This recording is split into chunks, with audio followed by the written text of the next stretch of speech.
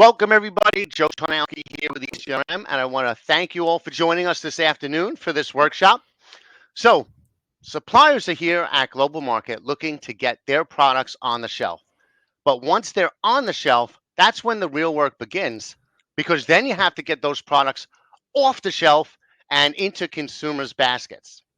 In this workshop, grocery buyer turned wholesale consultant Alli is going to outline the steps to ensure that your product actually sells once your merchandise on the shelf. She's going to share practical insights on leveraging promotions, on in-person and digital marketing, and nurturing key partnerships, as well as a few other aspects. She's also going to provide a framework for developing your sales and your marketing strategy once you've secured that coveted shelf space. So a little bit about Alli. She is the founder and CEO of Food Biz Wiz and the creator of Retail Ready, which is an online course, coaching, and community for producers of packaged goods in the food and beverage industry. She's also the host of Food Biz Wiz, her podcast about wholesale strategy. If you guys are not following that podcast, you should definitely check it out. You'll get a lot of good tidbits from there. I've had the honor of being interviewed by her for that a little while ago, so I appreciate it. Now, I'm going to jump out when Alli does her presentation, and then I will jump back in for the Q&A. So we will have a live Q&A, so please put your questions in the chat at any time during the presentation, and we'll get to it before we wrap up. So with that, it's my pleasure to welcome Alli Ball. Hi, Joe. Thank you so much for having me, and thank you for inviting me for this panel today. Excuse me, I just said panel. I was just on a panel. Thank you for this presentation. All right, I can see folks already using the chat, which I love, but let's get right into it. So first off, here we go. I got to figure out how I can move my slide over. All right. All right. It's not you. It's not them. It is you. We are kicking off today with tough love from me, and it is just this. You are the person responsible for getting your product off those retail shelves and into shoppers' baskets. You are the person who is responsible for increasing your velocity, for hitting your sales goals, and for succeeding in your wholesale accounts. So it's not the store's responsibility to sell your product. It's not actually the category manager's responsibility to ensure that you are a fast-moving product line. It's not the Stalkers or the merchandisers who are touching your product. And get this, it's not even your broker or your distributor who has likely promised you the world. It's on you. So when you're stuck in this belief that once you get on the shelf, it's everyone else's job to sell your product line, you are eroding those retail relationships. You are letting your sales stagnant, and you are getting straight on that path to being discontinued. And no one wants that. Now, brands don't like it when I show up and I deliver this message. And I can already imagine that there are some big sighs happening on the other side of the computer screen. And that's exactly why we are here today. To shake things up, to tell you the real truth behind your role as a food founder or a sales manager, and to get you into the position where your product actually sells once you land on those shelves. Got it? Now, if you are joining me from the retail side, if you're a broker or a buyer or distributor, you are not off the hook either. So I'm glad that you are here too. So the real question is, who am I and who am I to come in here and give you this tough love and tell you that you are the problem? Well, I am Alli Ball. And as Joe said, I am a former grocery buyer and former head of grocery at Buy Right Market here in San Francisco, where I still am, turned wholesale consultant. I'm the creator of Retail Ready, an online course, coaching, and community, which I've run for the past 6 years. Retail Ready has helped over 1,000 brands with their wholesale strategy. So this is a topic that I talk about all day, every day with food, beverage, and taxable grocery brands. Like Joe said, I'm also the host of the Food Biz Wiz podcast, which is now on episode 138. So I'll tell you more about how you can listen and stay in touch with me later on. I left Buy Right 8 years ago to start my consulting business, coaching brands on wholesale strategy. Now, at Buy Right, I would see time and time again that really great product, really delicious product or values-oriented product failed on our retail shelves, or frankly, never made it to the shelf in the first place because they weren't ready for wholesale. I was determined to peel back the curtain and share those wholesale secrets with emerging brands, which is why I launched Retail Ready. So all that being said, I've heard hundreds of buyer pitches. I've had thousands of samples left for me with little bags with my name on it. And I managed a department of 3,500 SKUs. And I saw some of them fly off the shelf and others just sit there. So I studied what worked and what didn't to drive sales. And like I said, I could talk about this all day long. I love talking about this. I'm excited to share with you the exact strategy and tips that we talk about inside of Retail Ready. So I've got 3 steps to sell off the shelf to share with you today. And I'm going to talk through the key things to put in place to become that high mover in your category. I'm going to share the steps and then we'll go into detail on each one. So before I do, let's review how this works, how this is going to go down. So while I'm sharing these steps, you might have questions. And if so, that is great. I love questions. I always love having a back and forth rather than my just lecturing at you for the whole time. So please, if you have questions while I'm going through this, drop them in the chat. You'll see my eyes kind of going back and forth as I monitor the chat box here. And then a reminder that this is casual and I want to make sure that you get the most out of today. Of course, if I know that I'm going to answer your question later on in the presentation, I'll kindly ask you to hang tight, but please ask away. Joe and I will also try to make some time for Q&A at the very end as well. So speaking of the chat box, I love keeping you engaged throughout the presentation. So let's kick it off in the chat. I want to make sure that you are with me and that you are following. So I'm going to ask you to give me a number. This is a little test for you guys. Give me a number on a scale of 1 to 4 in the chat box. So I want to know, here's the question. Tim's already going with a 3. Tim, you don't even know what the question is yet.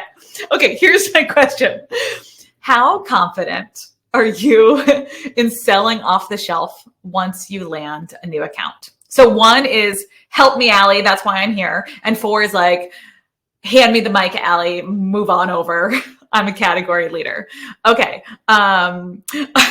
Michelle at Retail Ready says 8. Oh, I love it. That makes me so happy. Okay. 2, 2.5, 2, 1, 3, 2, 4, 4. Awesome. Love it. Love it. Love it. Okay.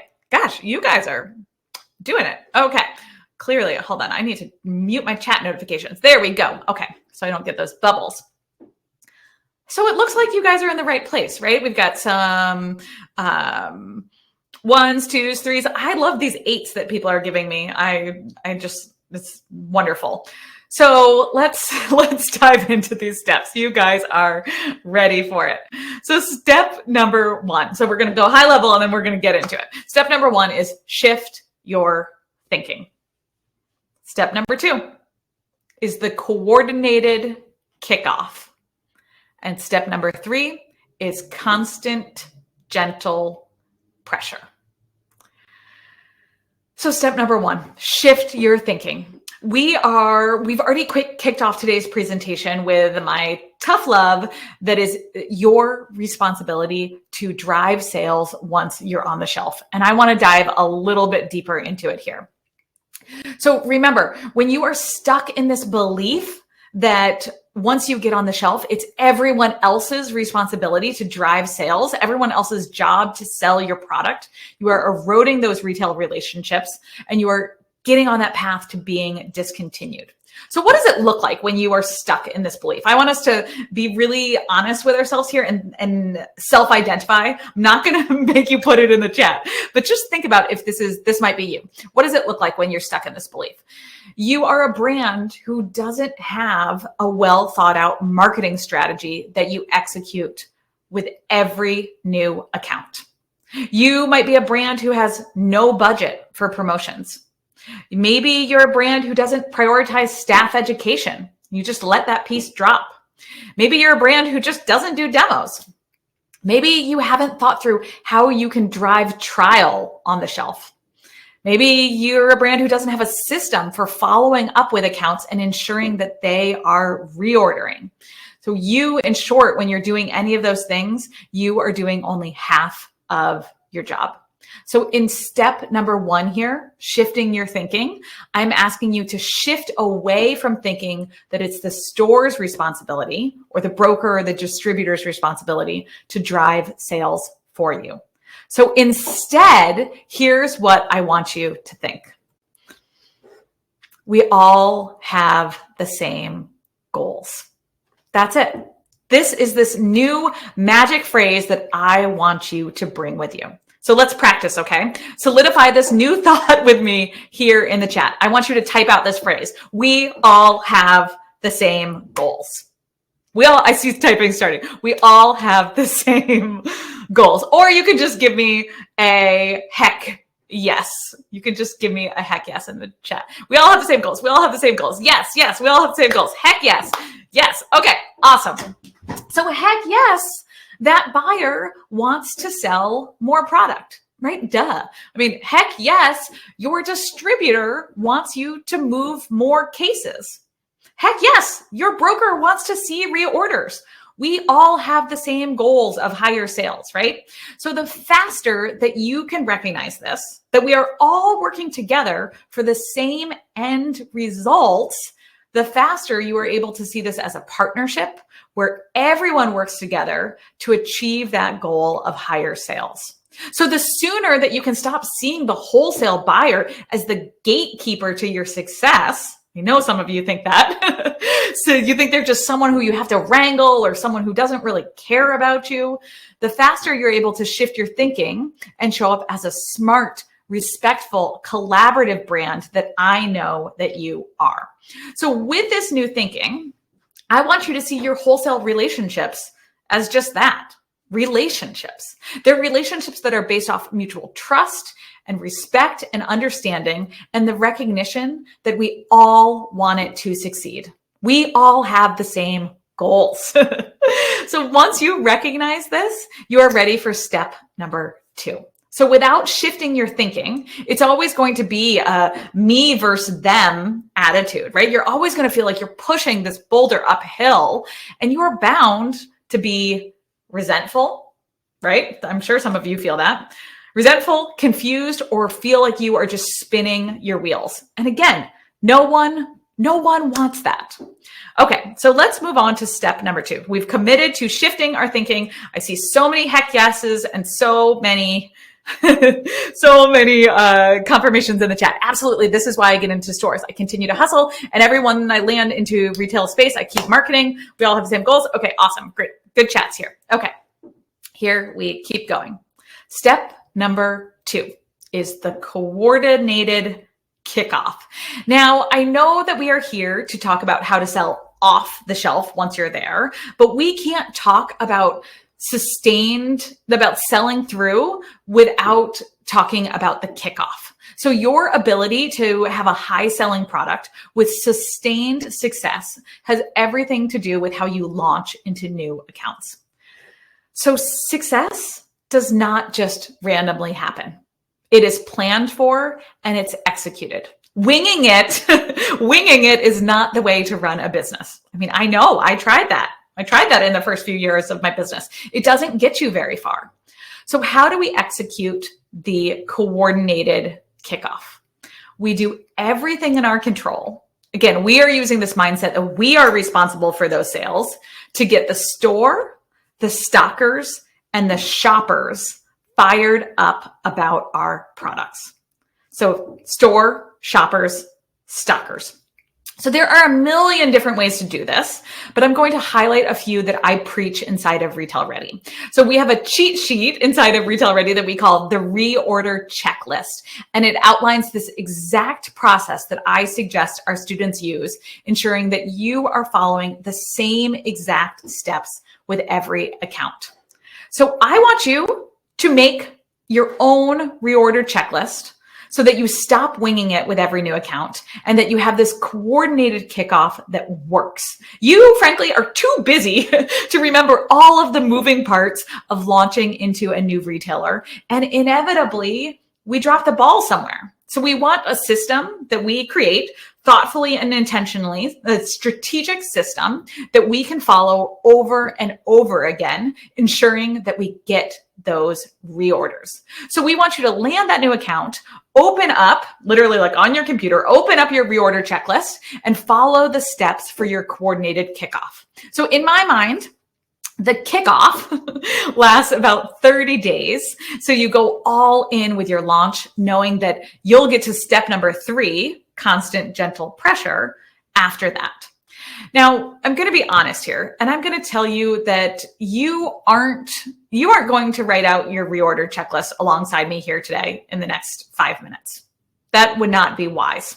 We're going to get you started today, but you've got to put in some time on your own. So this is something that you want to put, again, time and strategy into, and you want to customize it for your own brand. So that's right. I am officially giving you homework, and it is to set aside time to create your own reorder checklist. Or frankly, you can just join us in Retail Ready and you can steal mine. But let's talk about what is going on this reorder checklist. Let me just check over here with the chat here. All right, great. We are, Vince is stealing yours. Sounds good to me. All right, good. Great. All right, so what's going to go on this reorder checklist? This is where, in my mind, you guys all pause and you like start taking notes, right? You're like, okay, Alli says I got to put this on my reorder checklist. Okay, so what's going to go on this checklist? Well, let's brainstorm some action items using that insight of knowing that we've got those 3 key areas that we want to engage to drive sales. We've got the store, the stalkers, so the grocery stalkers, who's ever touching your product on the store level, and the shoppers. So how can we get each of these audiences fired up about our products? I'm going to throw some ideas out there, but I also, like I said, you guys are really good at this already.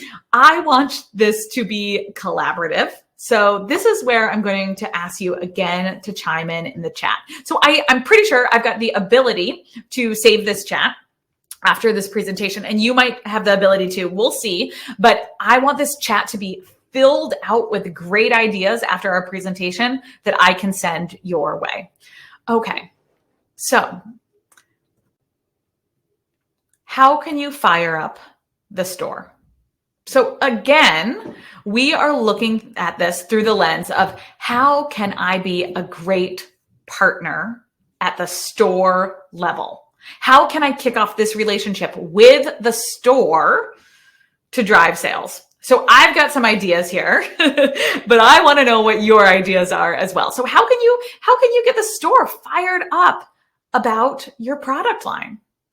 It might be partnering with their marketing department and creating a digital strategy where you are announcing that you are a new retailer. Let's see. Steve says it's got to be a demo. Demos. Everybody says demos. Visiting the stores, educating, leave behinds. Okay. Come up with different community events at the stores. Yeah. Margin. There you go. Frederico. Rebecca, provide samples of your product to the team members. Yeah. I put that in the stalker category, which we'll talk about in a second. Eduardo says, send a sample to the store manager. Maybe. Let's see what else we got here.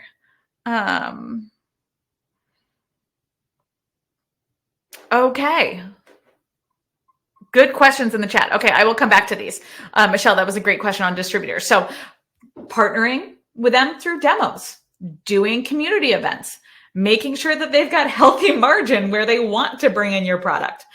I love it. We see this with a couple of our Retail Ready students who are really good at this, shouting out your new accounts on your social media platforms or your email list, telling that store that you are driving your customers who already know and love you to their stores. You are increasing traffic to their stores. Maybe I love it when brands do this, running targeted ads, digital ads to those zip codes where you have a new account, driving traffic to that store and showing that store you are putting your money where your mouth is, and you're dropping some promotional spend to drive traffic to that store. Maybe it's as simple as giving a shelf talker, highlighting new products for their shelves. Of course, not all stores want shelf talkers, but could be a shelf talker if you're targeting independents. Yeah, Sean says, I was just thinking that. Yeah, create games to keep products exciting. Sean, I love gamifying things. I'd be so curious about that. Bonnie says a promotional schedule. Yeah. Okay. So on the store level, there's so much that we can do with store marketing departments, thinking about physically on the store with shelf talkers or educational signage, recipe cards if you're targeting independents, and then making sure that you are driving traffic to that store from your own customer base, social media, email list. End caps, yeah. Get in there, pay for an end cap or negotiate a free end cap if you can. I love that, Eduardo. Maybe you're strategically launching at a time of year where they're doing a seasonal display and you can help provide product for that seasonal display. Absolutely. Okay, so you guys are good at brainstorming. I'll give you props for that. Let's talk about the stalkers. Okay, those people who are touching your products. It is important to get the stocking team excited about your product because we want to turn them into mini salespeople for your brands, right? We want that stalker to be literally stocking your product and a shopper to come by and for them to turn to that shopper and say, have you ever tried this cold brew coffee? It's so delicious. I met the founder last week. She gave us samples and I can't stop drinking it, right? Wouldn't that be nice? Okay. I hear that what is a shelf talker? I'll answer that in a question. So how can you fire up the stalkers? What are ways that you can get that merchandising team, the team who is touching your product, excited about your brand? I've got a couple ideas here. I see lots of typing happening. I love Steve. Steve's just comes back. Gotta be a demo. All right. It's funny. These chats are actually coming kind of like in message threads. So I can't see all of them unless you do it as a new chat here. Yeah. Enzo, having an educational session with the store staff members. I highly recommend this, right? And I know it varies store to store. Not all stores do this, but if you can provide literally a 5-minute educational sampling to those team members, you are well on your way to making mini brand ambassadors at the store level. Marty says swag. Yeah. Okay. So this was second on my list here, Marty. Give them swag that they will actually use. When I used to work at Buy Rate, we had a brand who gave us all freezer gloves for their frozen product. They were an ice cream and they gave us branded freezer gloves. And sure enough, we wore them all the time on the floor. I also loved it when brands would do branded Sharpies because we use a lot of Sharpies in grocery, or even branded box cutters, like the super flat ones that can just go in your pocket, like not the X-Acto ones, but like the flat box cutters. All of these sound so simple, but think about what that grocery stalker uses, what tools they use in their day-to-day, and how you can provide that branded experience for them. A few other things that I have. Let's see. Educate a sales contest. Oh my gosh, I love sales contests. Absolutely. Lorena says, meet them in person. Yes, Lorena, I am so glad that you brought that up. It doesn't have to be a huge blowout, crazy cash sales game, like cash motivated sales game. You can just go and meet them in person and put a face with a name. I love that. Okay. Sean says interactive demonstrations with corporate incentives from our company. Yeah, it totally depends on the store and like what they allow. But some stores don't allow sales teams store level stalkers to do any sort of sales incentive. So obviously you just need to clear that with the team. Okay, Raul says, buy them coffee or lunch. Oh my gosh, I'm so glad you guys are really good at this. We used to have a wonderful granola producer and she would drop off early in the morning when it was just two of us, like our 5 a.m. shift, and she would bring us coffee, and it was really, really sweet. She got to know our order, and she would show up once every couple of weeks, and every time she did, she would bring us coffee. And I think about what the expense was for her, under $10, and I still remember it 14 years later. Okay. All right. Yeah. Mariana says, I've done a whole basket with whiskey and sausage. Know your buyer. I'll give one more example here. I had, you guys know that Thanksgiving week is just like hell week in grocery. It's the busiest week of the year. And the Wednesday before Thanksgiving is typically the busiest day of the year in grocery. And I had a vendor, I will never forget this. I had a vendor who brought me a pre-batched Negroni on the Wednesday eve before Thanksgiving. And it was right at the end of my shift. He brought it in like, he did preserved cherries or something.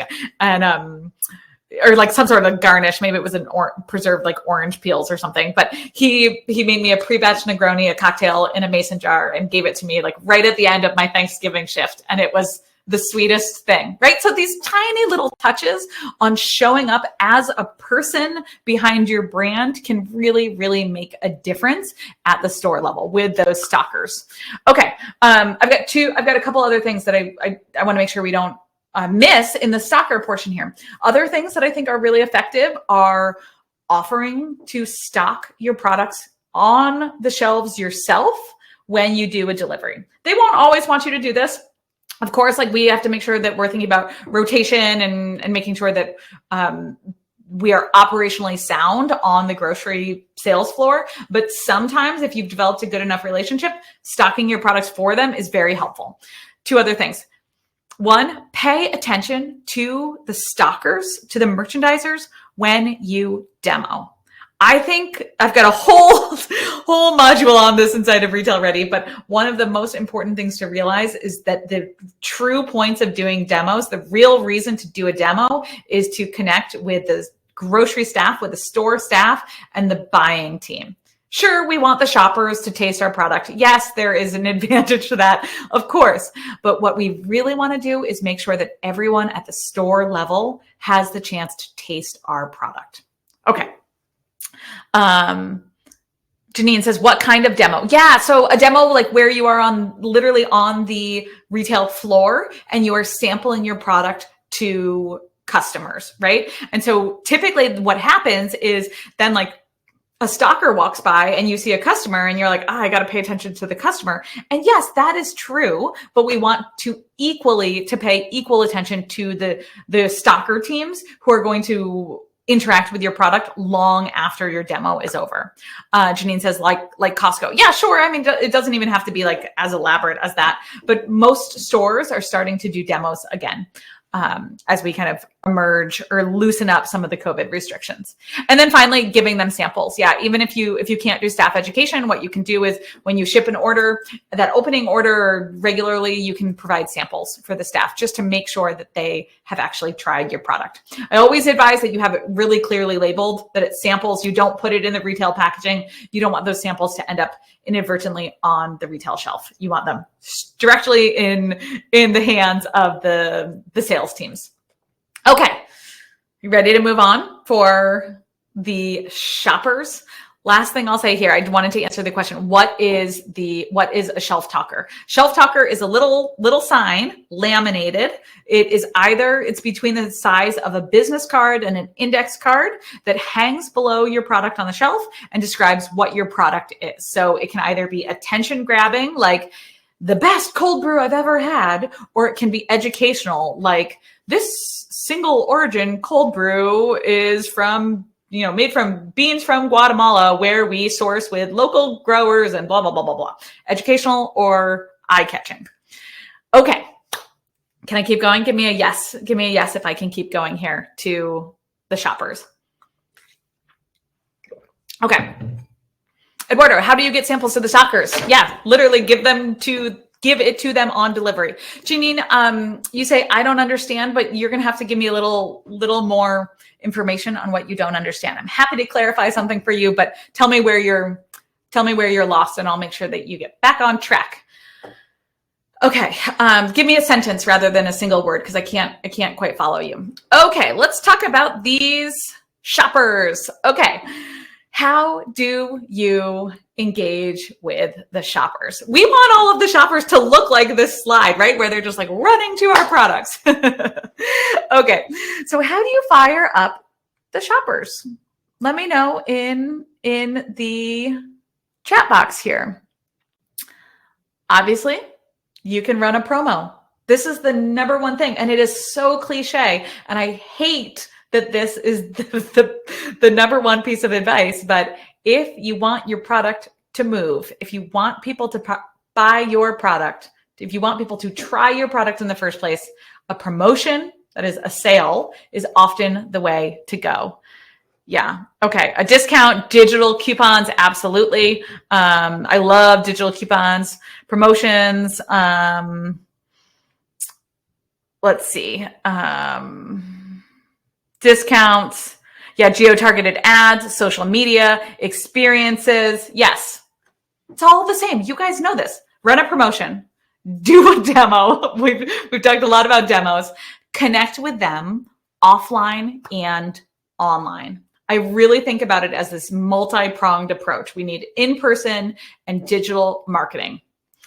When I talk about digital marketing, when I think about digital, it is social media channels and email marketing. We want to stay top of mind for our consumers, right? Shopper scavenger hunt for free samples. Oh, I love this.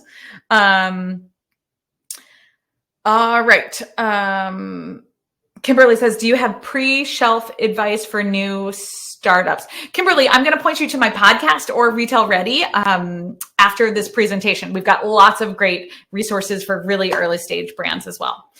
Okay, so when you have these three systems working together, you've got a happy account who reorders your products, who praises you from the sales floor, who recommends you to shoppers, right? That's what we want. And who buys you or reorders you again and again and again. Now, some of you might be asking, well, Alli, okay, this is great, but like, what if I'm already on the shelf and I haven't implemented this reorder checklist that you are singing the praises of? And this is where I want to say, don't worry. It is never too late to go back and re-engage with your retail accounts. You can reconnect and follow these steps with any account at any time. It is never too late to re-engage, to kickstart a relationship and save yourself from being discontinued. Okay, so what comes next? We are moving on to step number 3, constant, gentle pressure.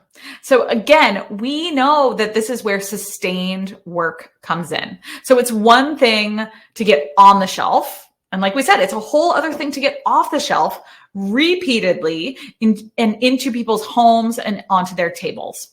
So now the good news is here is that if you have created a comprehensive reorder checklist, your constant, gentle pressure isn't going to look all that different than the actions you did when you kicked things off with that account.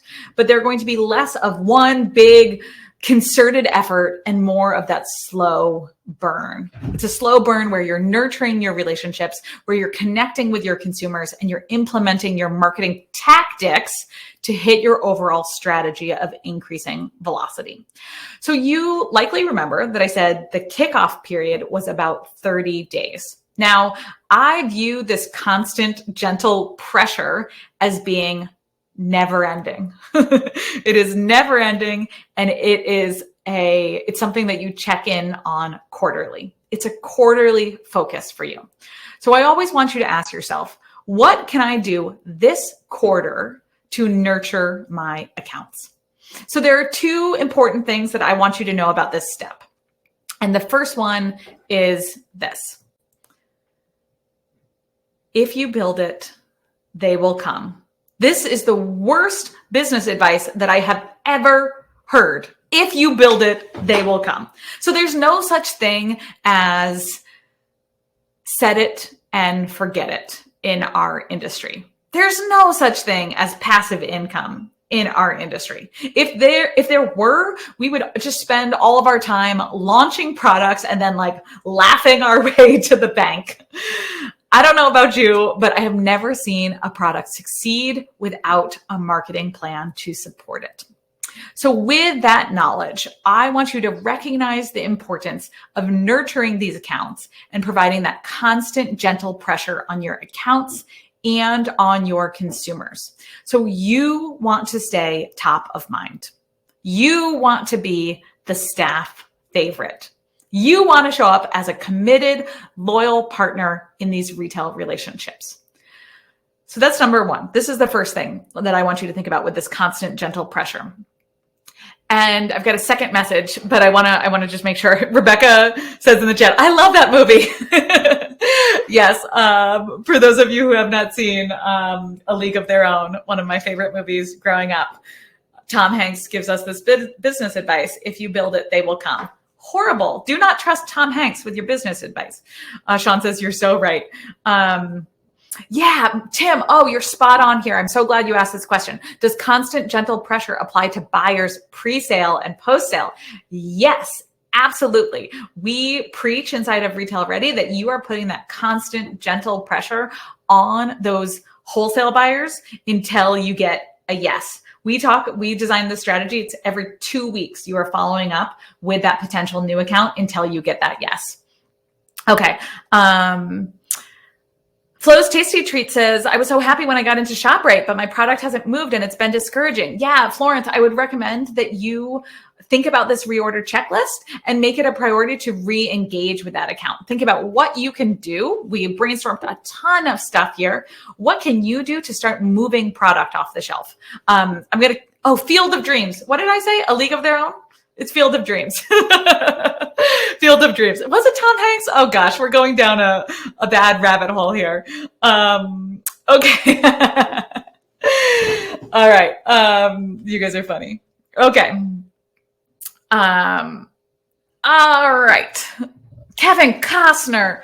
You guys. Okay. Well, so this is why I work. This is why I work in grocery and clearly not in the entertainment industry. Let's keep on moving.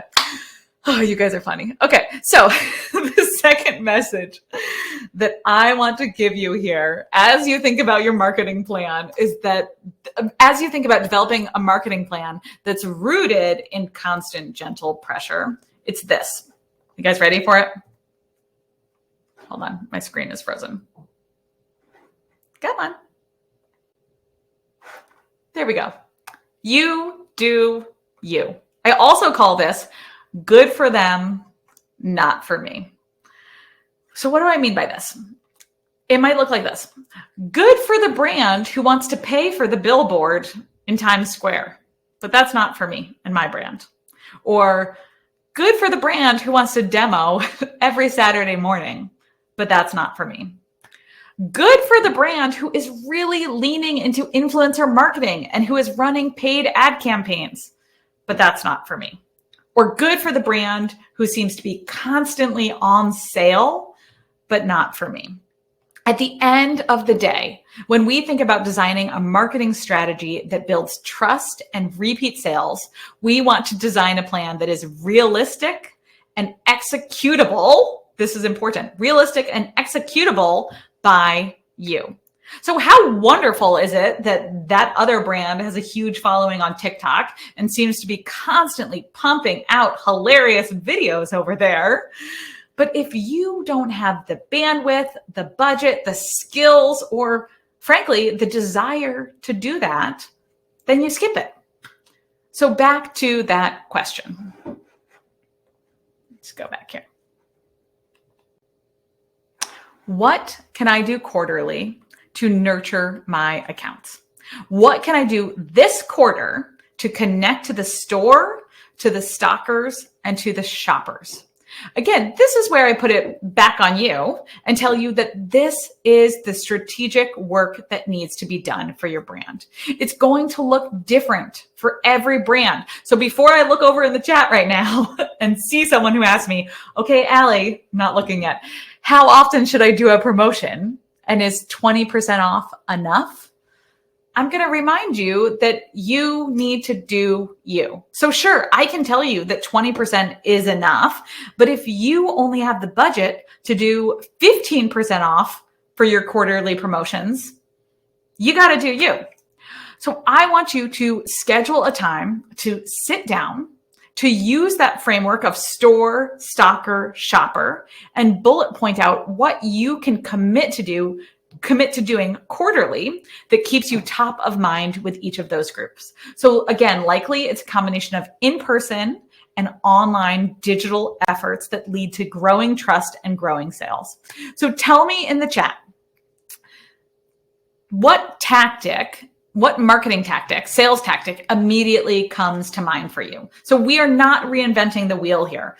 You can go all in on something that we already talked about. So what are some ways that you can drive sales on a quarterly basis? I'm going to answer some of these questions in the chat. Does this work with hair care? Yes, absolutely. We have health and beauty products up the wazoo and retail ready.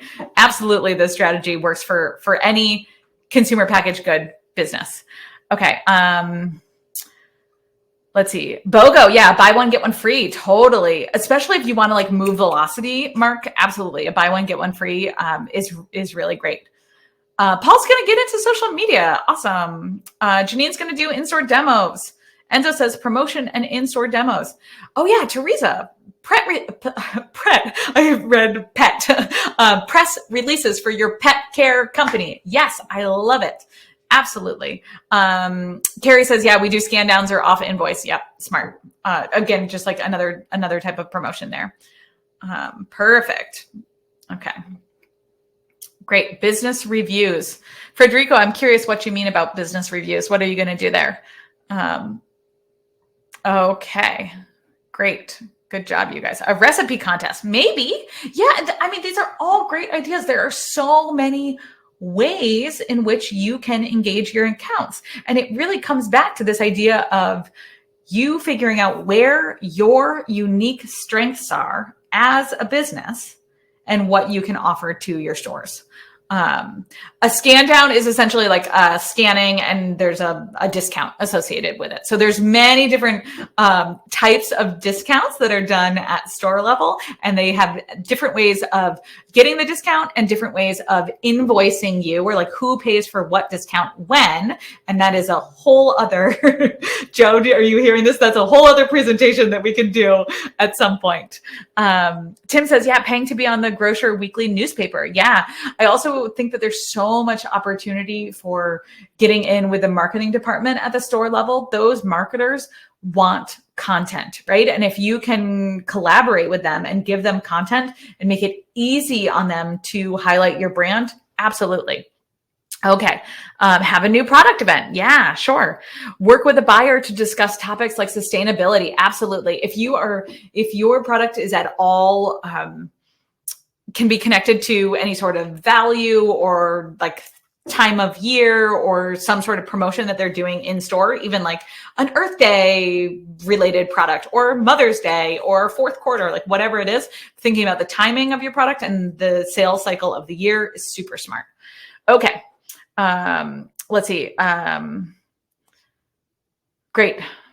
Oh, Frederico, when you say a business review, basically you're doing like an analysis of your sales, close follow-up with the consumer, building the relationship, making sure that you're measuring your ROI on promotions. Absolutely. Great. Awesome. Love that.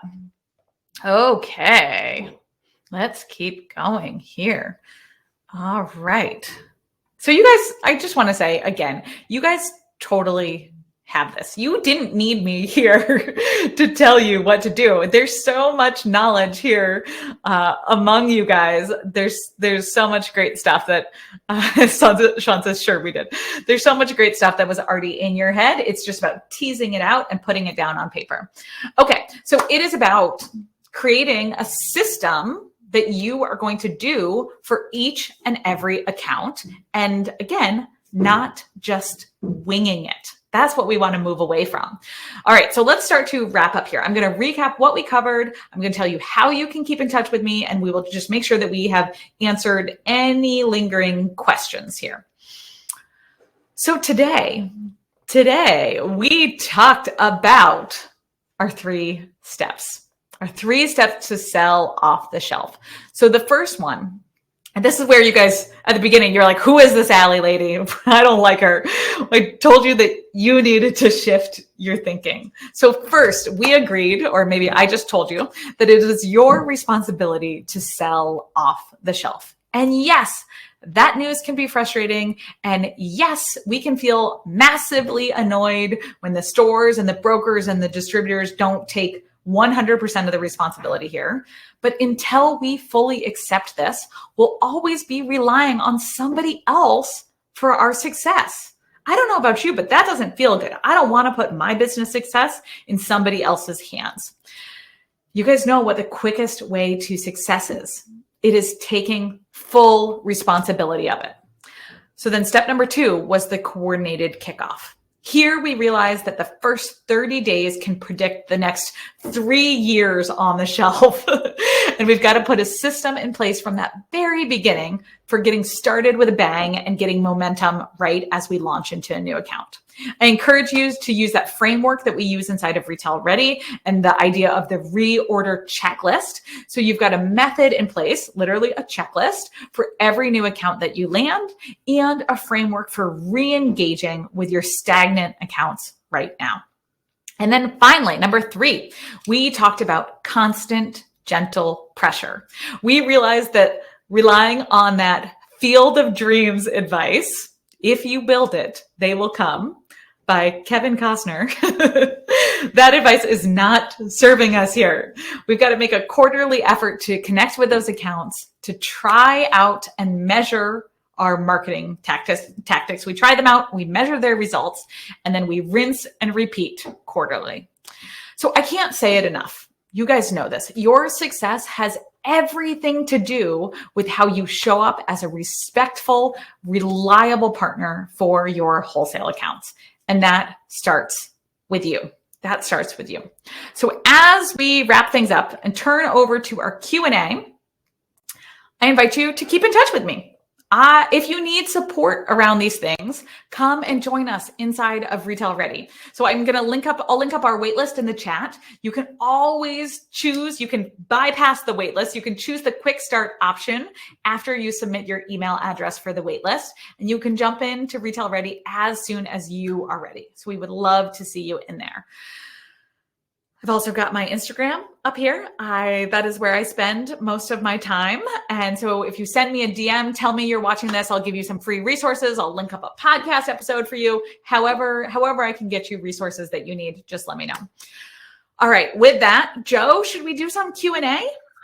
Yes, definitely. I feel like I was at a Tony Robbins event where you got everybody so engaged and active. I actually had to delete the earlier posts, after you asked for the number, and just so I could sort through. There's 117 comments still left. Oh gosh. To sort through. So, but no, I think I take that as a huge compliment. Yes, I'll take that, Joe.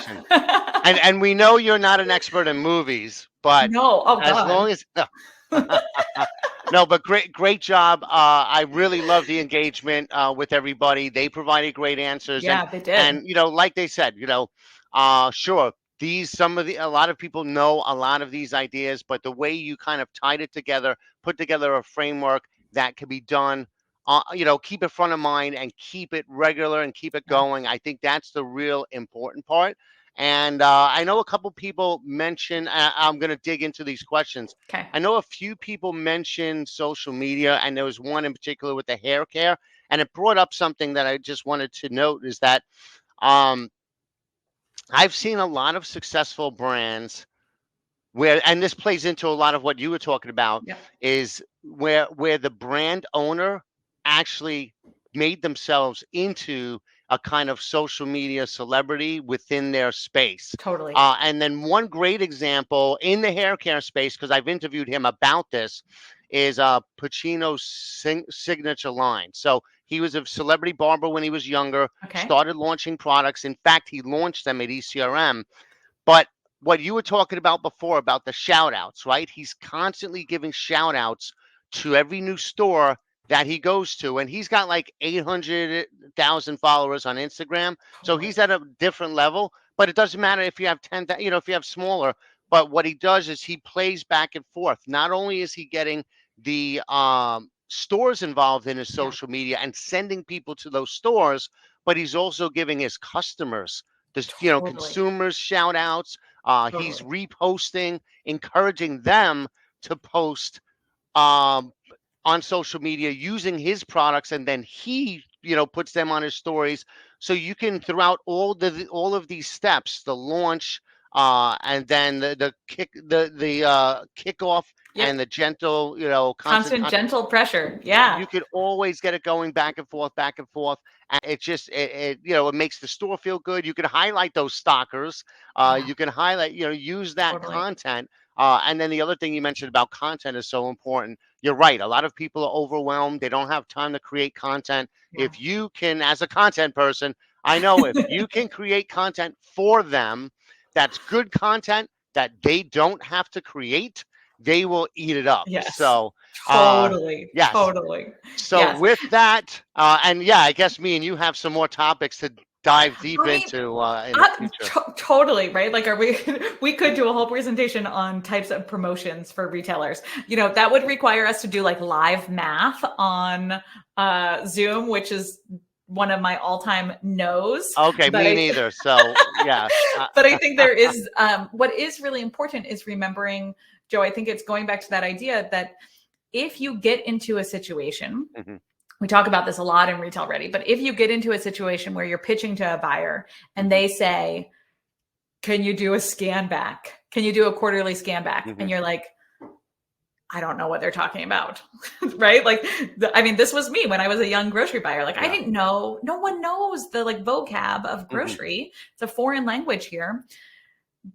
I want to empower the brands on the presentation today to say, to don't say yes unless you know what you're getting into, right? Yeah. So Yeah. empower these brands to say, I have to admit that I haven't encountered that phrase before. Can you explain what that would look like? Because so often, Joe, we see people get, frankly, like, I don't want to say screwed over, but like scary invoices and chargebacks from brokers, distributors, and retailers because they've agreed to things in their contract that they didn't quite understand. Yeah. And the only stupid question is the one that you don't ask. Oh, there you go. That's a great way to that's say it. it. So, Yes. so let's dive into a couple of questions here. Okay. So any advice on how to multiply efforts to reach stores or stalkers when distribution is spread out and Yep. manpower or resources is limited? Any crowdsourcing options that are worth it? Yeah. Okay. So I'm just reading it too. How to multiply efforts to reach stores and stalkers when distribution is spread out. Okay. If I had a magic wand for you, Miriam, I would say I would go back in time and say, don't expand too far, too broad, too fast. If you don't have the marketing budget to nurture your accounts that are far away, it is too soon to be expanding beyond your region. Right. And we see this all the time. This is just tough love here. But if, let's say, you are a California based brand and all of a sudden you start getting inquiries from New York or like New England accounts or Florida accounts, it is really hard to manage and sell through on those accounts unless you have on the ground presence there or lots of dollars for your marketing strategy. So what I always advise is going really, really deep locally. Maybe even, you penetrate California, you start going up and down the West Coast, you start going all the way to the Rockies, and then you start doing your East Coast accounts. So again, Miriam, I know I don't have a magic wand here, and you're like, Alli, that advice doesn't get me anywhere because I'm already in these accounts, right? But I would say how to multiply efforts to reach stores and stalkers when distribution is spread out. Yeah, I would think about what you can do that you can replicate at many, many accounts. So again, Joe, you were talking about content creation. We could create content that's applicable for many, many accounts, and you're just swapping out the store logo on those recipe cards or on the shelf talker. You use one shelf talker and you send it to, your 4 dozen accounts across the country. Something like that, where you're like replicating the same marketing tactics to your store, so you're not reinventing the wheel with every single account. Does that make sense, Joe? I'm all about repurposing content. So, I mean, that's a great example. You have that one pillar piece of content, and then you can just use it, take pieces of it and use it for different things as well. Totally.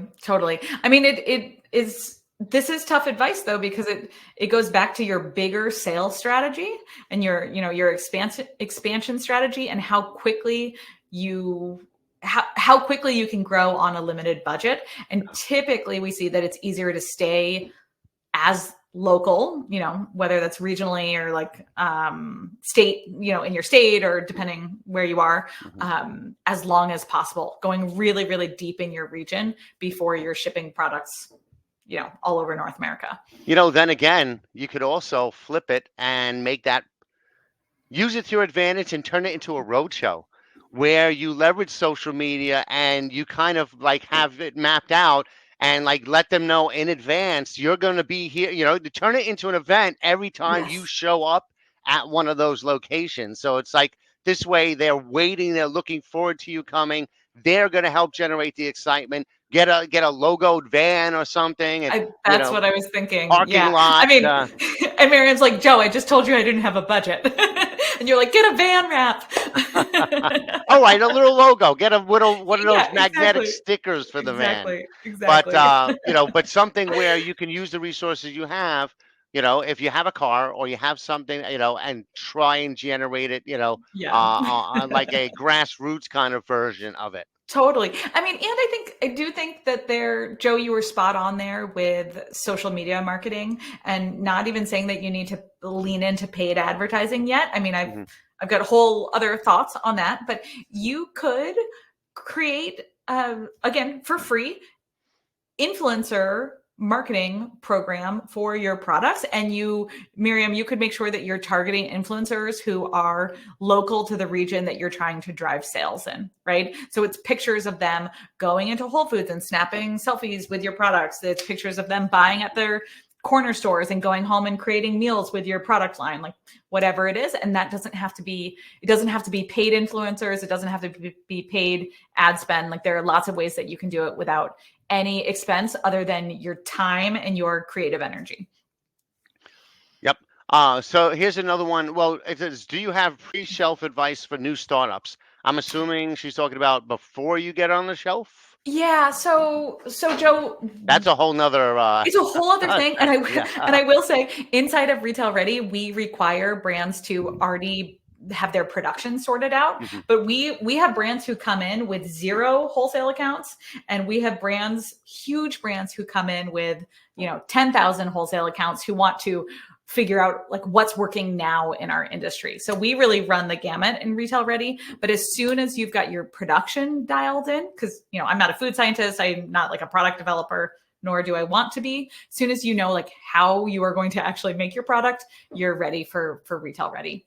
We have just over 2 minutes left. Just want to remind everybody, if we don't get to your questions, feel free to email them directly to Alli. Her email is on the slide, and her email is in her information right at the bottom. So I have one more here. I think we could get to this one before we wrap up. When our distributor orders, and we don't know what stores they go to until a week later, then we have to contact them. What advice do you have when our stores never meet us personally? Great. Wonderful question. I think you can replicate your reorder checklist over the phone and over email or over Zoom, right? If that store is into it. So don't think that just because you haven't been able to do this stuff pre-launch doesn't mean that you can't do it now, right? So much of it can be done over email and over the phone. It doesn't have to be in person all the time. And, I always think about the reorder checklist. It's a page that's like, I don't know, 18 steps or something. And in the ideal scenario, yes, you do all 18 steps every single time. But that's not the reality of it. Sometimes you can only do 4 steps. Sometimes you can do 12 steps. It really is dependent on, where the store is, the time of year, your mental capacity, your bandwidth to do things. So Quick note before we wrap up. A couple yeah. people asked about influencer marketing. Tomorrow at 11 o'clock, we are doing something just about influencer marketing. So go into your schedules, check it out, sign up for that one. I believe it's Marketing Maven. I'm doing a Q&A with them all about influencer marketing. So check that out, Cool. and Oh, she'll that's going to be answer a great. lot of these questions. So other than Awesome. that, Alli, thank you so much. Not only was this very informative, but it was fun as hell. So, and It was so fun. and thank you everybody in the audience. You really made this a lot of fun. So Yeah. thank you everybody, and enjoy the rest of the afternoon. Bye, you guys. Thank you so much.